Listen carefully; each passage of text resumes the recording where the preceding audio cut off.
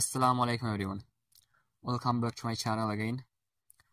So আজকে আমরা sentence making structure করব যেগুলো বাংলা থেকে ইংলিশ সেন্টেন্স বানানোর জন্য খুবই প্রয়োজন। সো অ্যাকচুয়ালি আজকেও আমরা চারটে স্ট্রাকচারের উপর ডিসকাস করব অ্যান্ড খুব ইন্টারেস্টিং স্ট্রাকচারস এগুলো। So I hope you like this video. So for learning something, watch the video to the end. So our first structure is subject plus had better plus verb first form plus other word.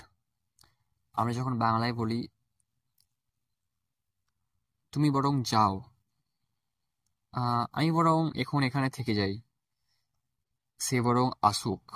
Actually আমরা বলি না বাংলায় যে বরং, actually sometimes আমরা suggestion দেওয়ার জন্য বলি যে তুমি বরং এটা করো, তুমি বরং এখন ঘুমাও।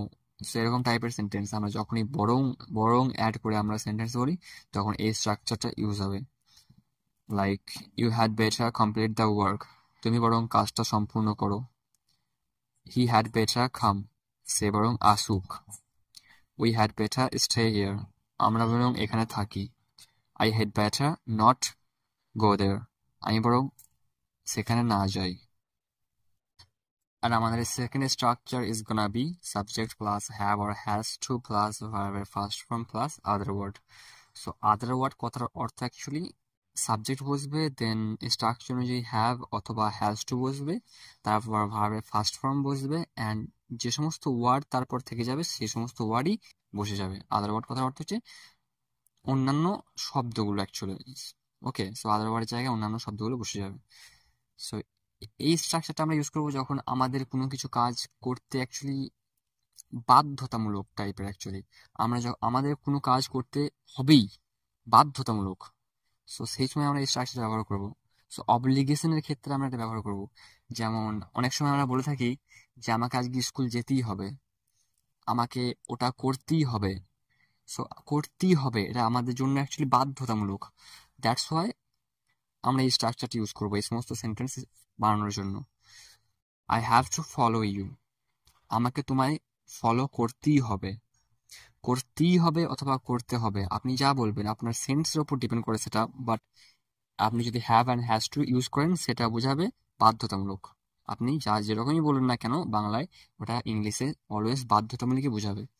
So we have to start writing, আমাদেরকে লিখতে হবে। She has to say sorry for this, তাকে এটার জন্য সরি বলতে হবে। তো এরকমভাবে আপনি আরও সেন্টেন্স বানাতে পারেন। বাধ্যতামূলক ক্ষেত্রে আমরা হ্যাজ টু অথবা হ্যাভ টু ব্যবহার করি সাবজেক্টের পর, অ্যান্ড এই স্ট্রাকচারটা অবশ্যই ফলো করতে হবে আপনাকে সঠিকভাবে সেন্টেন্স বানানোর জন্য। অ্যান্ড একটা রুল নোট করে নিন, just see he it Rahul. It means Rahul actually কোনো মানুষের নাম অথবা কোনো জিনিসের নাম। ওকে, সো তারপরে হ্যাজ টু বসবে always, and I we they you এরপর সবসময় হ্যাভ টু বসবে। এই ছিল আমাদের rule. So let's jump into second one. Subject plus had to plus verb first form plus other word. So same আমরা যখন যেমন has to and have to শিখেছি না, subject plus have to plus has to plus verb first form plus other word, এই স্ট্রাকচারটার past form হচ্ছে had to। আমাদের যখন কোনো কিছু কাজ অতীতে করতে হয়েছিল, বাধ্যতামূলক ছিল, সেই ক্ষেত্রে আমরা হ্যাড টু ব্যবহার করব। অ্যাকচুয়ালি যেমন I had to do the sum, আমাকে অঙ্কটা করতেই হয়েছিল অথবা করতে হয়েছিল।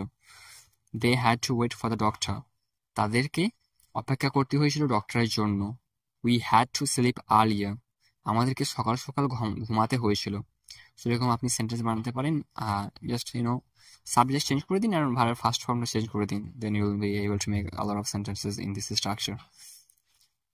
And our last one is late plus person plus verb first form, অর্থাৎ লেট বসাবেন, তারপর অ্যাকচুয়ালি পার্সন কোনো ব্যক্তি নাম বসাবেন অথবা কোনো ব্যক্তিকে বসাবেন, তারপরে ভার্বের ফার্স্ট ফর্ম বসাবেন। এটা ব্যবহার করবো আমরা যখন কাউকে কিছু কাজ করতে দেওয়া ক্ষেত্রে। অ্যাকচুয়ালি যেমন আমাকে খেতে দাও, আমাকে বলতে দাও, তাকে এটা করতে দাও, তাদেরকে পড়া করতে দাও, এরকম টাইপের সেন্টেন্স আমরা এই স্ট্রাকচার অনুযায়ী ব্যবহার করবো। সো লেট মি গো, আমাকে যেতে দাও। Let him do his job, তাকে তার কাজ করতে দাও। Let Lotus do whatever he wants, Lotus যা চায় তাকে করতে দাও। and আপনি জাস্ট আরো সেন্টেন্স বানাতে পারেন।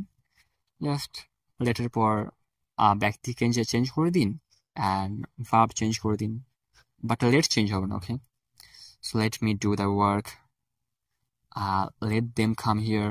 সো এরকম আরো সেন্টেন্স হবে। সো আপনি যত বানাতে পারবেন, ওয়ার্ডের তো অভাব নেই না, there are lot of words in dictionary, just take some of them and just make. So thank you for watching my video to the end, and please এগুলো জাস্ট মনে রাখেন and practice করেন, তাহলে you will be able to speak English soon, inshallah, and I will be there for you always. No problem, just keep in touch with me. Have a good day.